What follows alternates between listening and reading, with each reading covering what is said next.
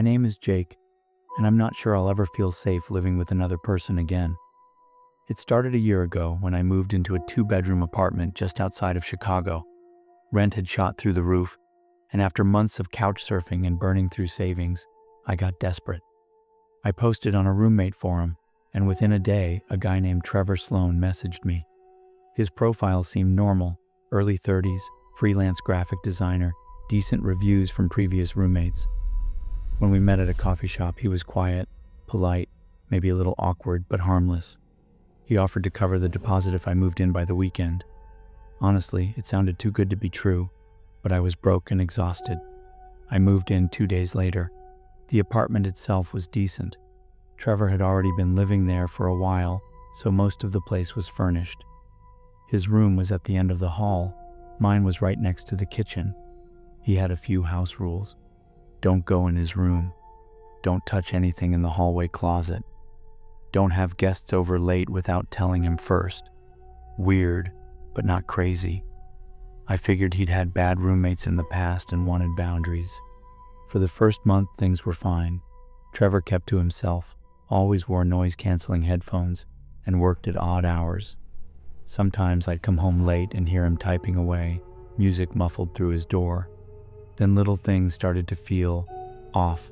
I'd wake up to the sound of footsteps in the hallway at 3 a.m., but when I peeked out, no one was there. The bathroom door would be slightly ajar, even though I swore I'd closed it.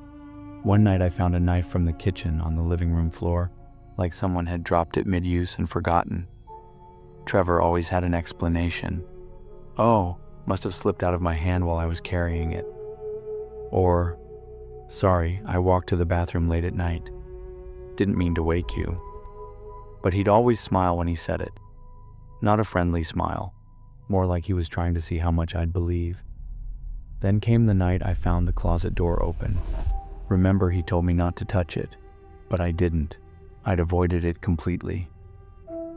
One night around midnight, I went to grab a drink from the fridge, and the hallway closet was wide open. Inside, just rows of neatly stacked boxes labeled with dates, going back 10 years. January 2015, July 2016, March 2018. Curious, I opened one. Inside were newspapers, clippings mostly, articles about missing persons, dozens of them, some from local papers, others from across the country. Most had photos circled in red ink, faces of women, men, kids, all gone. Some articles had notes scribbled in the margins. Last seen near train station.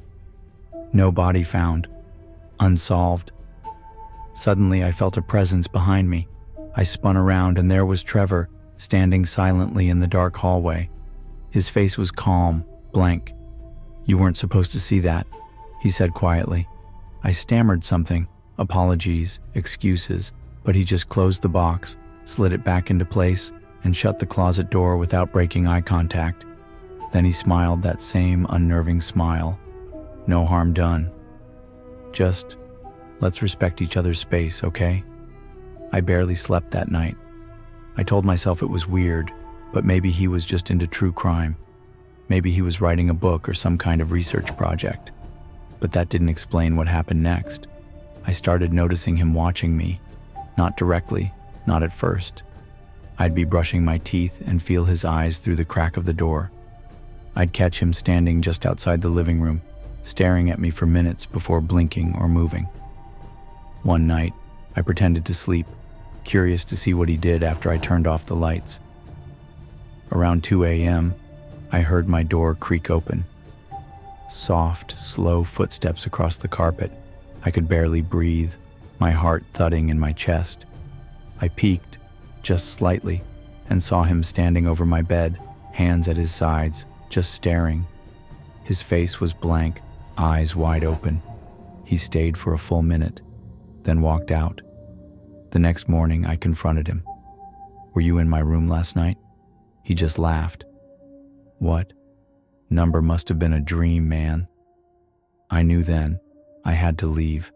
I planned to pack up and crash with a friend for a few nights.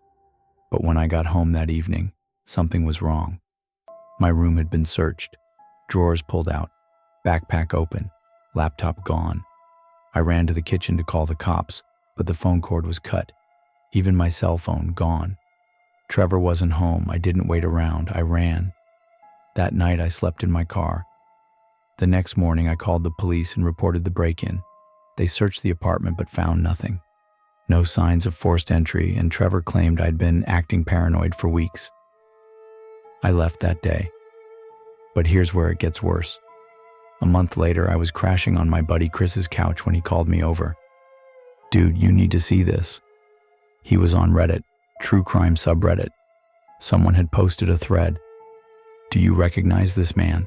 Attached was a photo of Trevor, grainy, taken from what looked like a gas station security camera. The post claimed he'd been seen with multiple missing persons, all matching the newspaper clippings I'd found. The thread got taken down within an hour. I reported it to the police again, but they said no evidence, and Trevor had vanished. No forwarding address. Apartment cleared out. Sometimes I still dream about that night. The way he stood over me, expressionless, like he was deciding something. And when I wake up, I always check the locks. Twice. Because Trevor, he's still out there, and I don't think he's done. Not yet.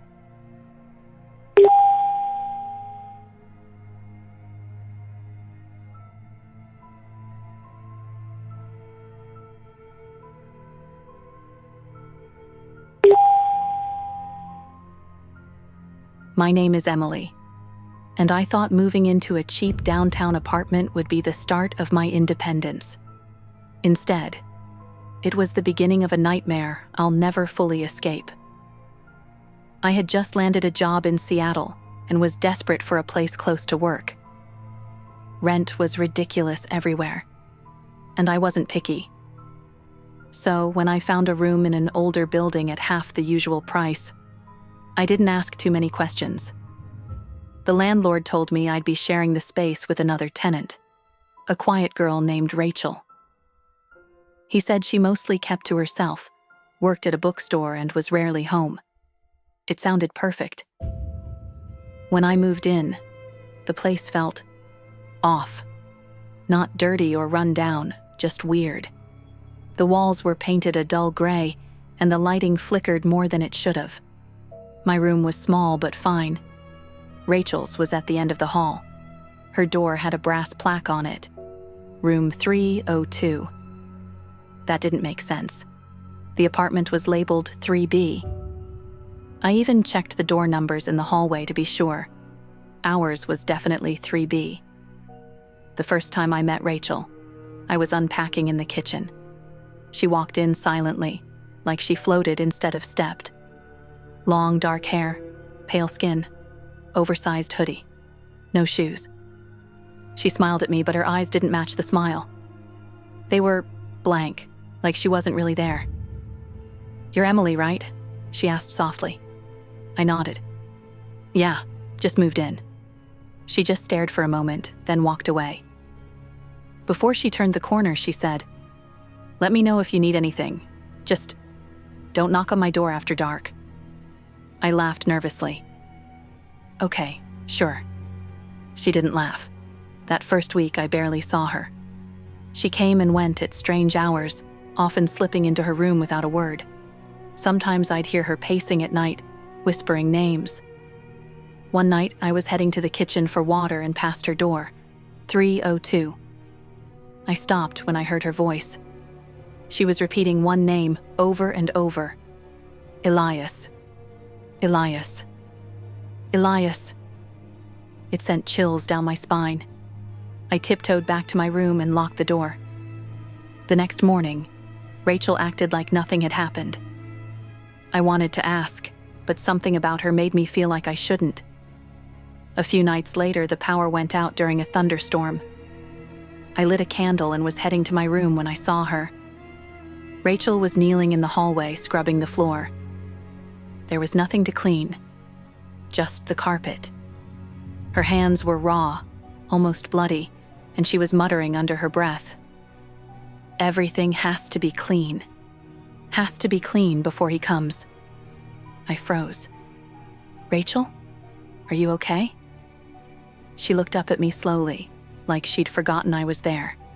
Then she smiled again. Just making things right. I couldn't sleep that night.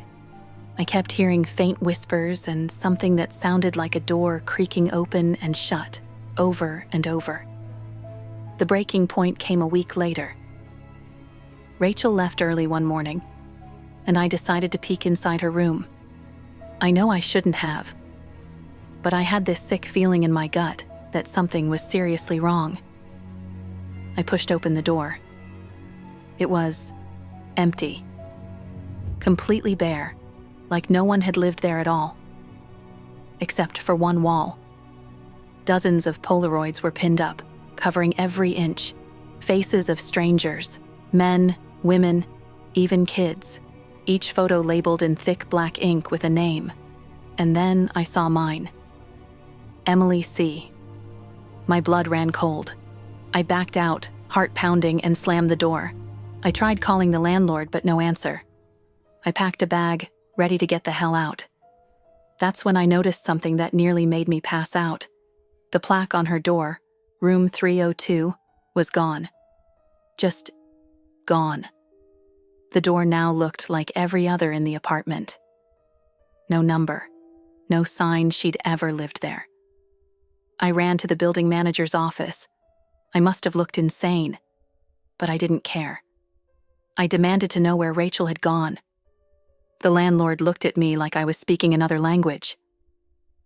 "There's no Rachel here," he said. "That unit's been vacant for over a year." I argued, described her, everything. He shook his head. "You're in 3B, right? That's a single-unit apartment. There's no second tenant, and no room 302 in this building." I left that night. Didn't even wait for dawn. I moved in with a friend across town, trying to convince myself I was losing it. That stress and paranoia had gotten to me. But a week later, I found something under the door of my new place. A Polaroid. My face. 2 words scrawled in black ink. "You're next." Now, every night I hear whispering through the walls. Different names. Mine. Others. And sometimes when I pass by mirrors or windows, I swear I see her. Rachel. Standing just behind me. Watching. Waiting.